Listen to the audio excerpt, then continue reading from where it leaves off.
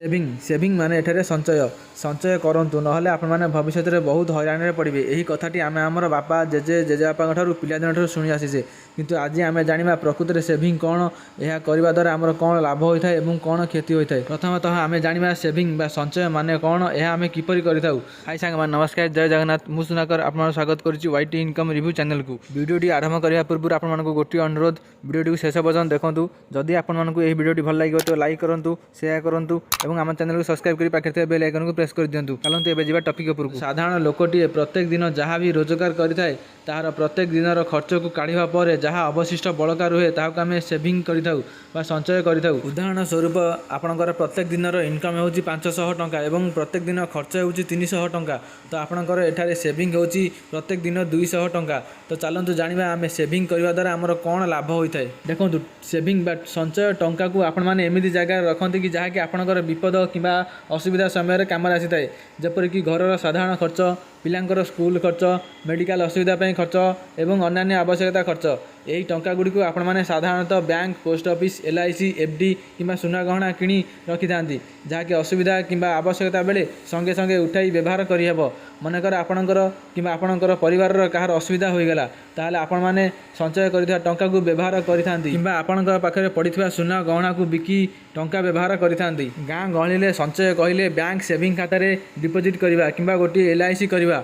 देखो संचय करबा किछि खराब कथा नुहे, किंतु संचय करबा सहित जदि आपण माने किछि टंका को इन्वेस्ट करिवे तो यही इन्वेस्ट होइथिबा टंका आपनकु भविष्य रे बहुत सहायता करिथाए।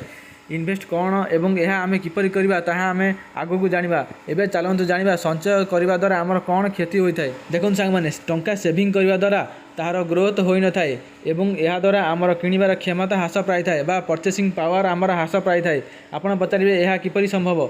यही टॉपिक उपरे आमर एक वीडियो आसी सारी, आपण मैंने यही वीडियो देखि जानि परिबे। मु शॉर्ट रे कहि दउची। देखुन सांग मैंने आज आपण मैंने जो टंका सेविंग करछंती 2 ରୁ 3 वर्ष पर से टंकार वैल्यू कम हो जाइथिबो। कारण आज आपण मैंने जो जिनसटी 100 टंकार किणुछंती 2 ରୁ 3 वर्ष पर से ही जिनस सही 100 टंकार मिल नथिबो। या को इन्फ्लेशन इफेक्ट बा दरदाम प्रतिक्रिया कुआ जाए। दरदाम वृद्धि जो आज आप 100 टंकार किणुथिबा जिनसटी 2 ରୁ 3 वर्ष पर 120 टंकार पहुँची थाए, किंतु आपण मैंने सेविंग करथिबा 100 टंका 110 टंका कि 105 टंकार पहुँची थाए। देखो गवर्नमेंट हिसाब से प्रति वर्ष भारत में 6 ରୁ 7% दरदाम वृद्धि पाउची, किंतु यह प्रकृत में अधिक।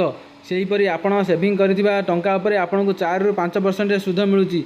या द्वारा आपणकर सेविंग करथिबा पैसार वैल्यू कम होईची। यार कारण हेउची आपनको चक्रवृद्धि सुध न मिलबा बा आपण संचय करथिबा टंका उपरे आपनको कंपाउंडिंग इंटरेस्ट न मिलबा। कंपाउंडिंग बा चक्रवृद्धि सुध कहले सुध उपरे सुध मिलता है। चलतु यह एक उदाहरण सहित बुझा।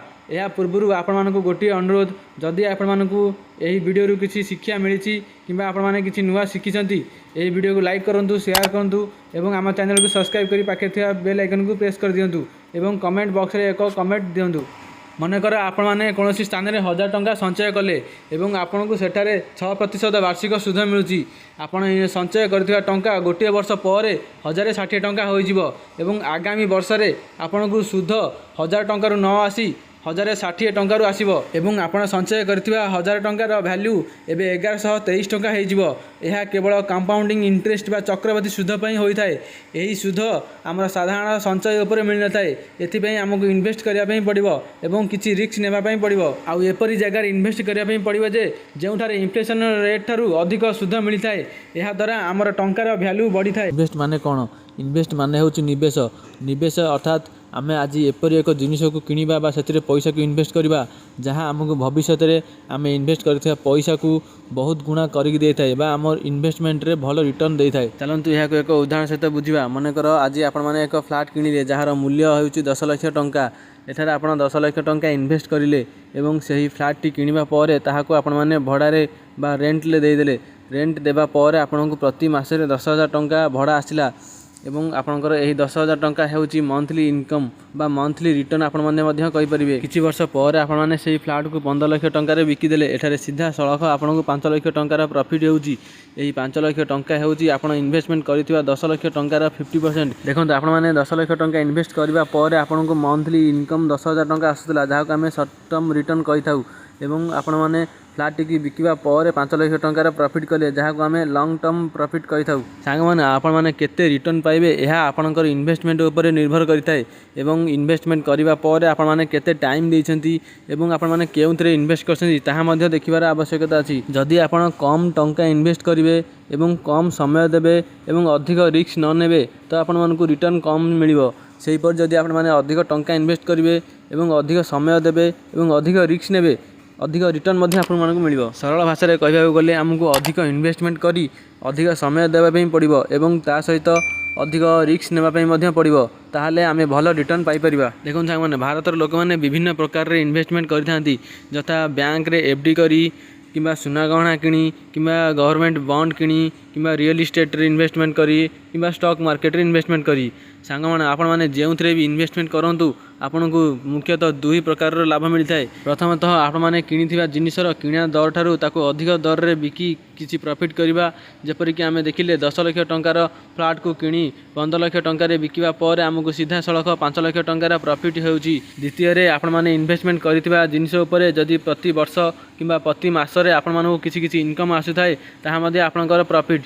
ଯେପରି ଆମେ ଉଦାହରଣ ଦେଖିଲେ ଯେ ଆମକୁ ପ୍ରତି ମାସରେ 10,000 ଟଙ୍କା ଲେଖା ଭଡ଼ା ମିଳୁଥିଲା। ଯେପରି ଆମେ ରିଅଲ୍ ଇଷ୍ଟେଟ୍ରେ ଇନଭେଷ୍ଟମେଣ୍ଟ କରିବା ପରେ ଆମକୁ ପ୍ରତି ମାସରେ ଭଡ଼ା ମିଳିଥାଏ, ଏହା ମଧ୍ୟ ଆମର ଏକ ପ୍ରକାର ରିଟର୍ନ ହୋଇଥାଏ। ସେହିପରି ଯଦି ଆମେ ଷ୍ଟକ୍ ମାର୍କେଟ କଥା କହିବା ତ ଷ୍ଟକ୍ ମାର୍କେଟରେ ଆମେ କୌଣସି କମ୍ପାନୀର ସେୟାରକୁ କିଣି ଇନଭେଷ୍ଟମେଣ୍ଟ କରିଥାଉ ଏବଂ ସେୟାରକୁ କିଣିବା ପରେ ଯଦି ସେ କମ୍ପାନୀ ଡିଭିଡେଣ୍ଡ ଦେଉଛି ସେଥିରୁ ଆମର ଇନକମ୍ ହେଉଥାଏ ଏବଂ ରିଟର୍ନ ଆମକୁ ମିଳିଥାଏ। ଦେଖନ୍ତୁ, ବିଭିନ୍ନ ପ୍ରକାର ଇନଭେଷ୍ଟମେଣ୍ଟରେ ଭିନ୍ନ ଭିନ୍ନ ପ୍ରକାରର ରିଟର୍ନ ମିଳିଥାଏ। ସବୁ ଇନଭେଷ୍ଟମେଣ୍ଟରେ ଏକ ପ୍ରକାର ରିଟର୍ନ ମିଳିନଥାଏ, କାରଣ ଆପଣ କେତେ ରିସ୍କ ନେଇ ଇନଭେଷ୍ଟମେଣ୍ଟ କରିଛନ୍ତି ଆପଣଙ୍କୁ ସେହି ଅନୁସାରେ ରିଟର୍ନ ମିଳିଥାଏ। ଏବେ ଚାଲନ୍ତୁ ଜାଣିବା 20 ବର୍ଷ ପୂର୍ବରୁ ଯଦି ଆପଣଙ୍କ ପାଖରେ 20,000 ଟଙ୍କା ଥାଆନ୍ତା ଏବଂ ଆପଣମାନେ ଇନଭେଷ୍ଟମେଣ୍ଟ କରିଥାନ୍ତେ ତ କେଉଁଥିରୁ କେତେ ରିଟର୍ନ ମିଳିଥାନ୍ତା। ଦେଖନ୍ତୁ, ଯଦି ମୁଁ ଏହି 20,000 ଟଙ୍କାକୁ FDରେ ରଖିଥାନ୍ତି ତ ମୋତେ ଆନୁଆଲି 8% ସୁଧ ମିଳୁଛି, ଯାହାର ଆଜିର ଭ୍ୟାଲ୍ୟୁ ହେଉଛି 93,219 ଟଙ୍କା। ଯଦି ମୁଁ ସେହି 20,000 ଟଙ୍କାକୁ ଗୋଲ୍ଡରେ ଇନଭେଷ୍ଟମେଣ୍ଟ କରିଥାନ୍ତି ତ ମୋତେ ଆନୁଆଲି ଆଭରେଜ୍ 11.2% ଇଣ୍ଟରେଷ୍ଟ ମିଳୁଛି, ଯାହାର ଆଜିର ଭ୍ୟାଲ୍ୟୁ ହେଉଛି 1,67,000 ରୁପିଜ୍। ସେହିପରି ଯଦି ମୁଁ ବଣ୍ଡରେ ଇନଭେଷ୍ଟମେଣ୍ଟ କରିଥାନ୍ତି ତ 7% ଇଣ୍ଟରେଷ୍ଟ ମିଳୁଛି, ଯାହାର ଆଜିର ଭ୍ୟାଲ୍ୟୁ ହେଉଛି 77,000 ରୁପିଜ୍।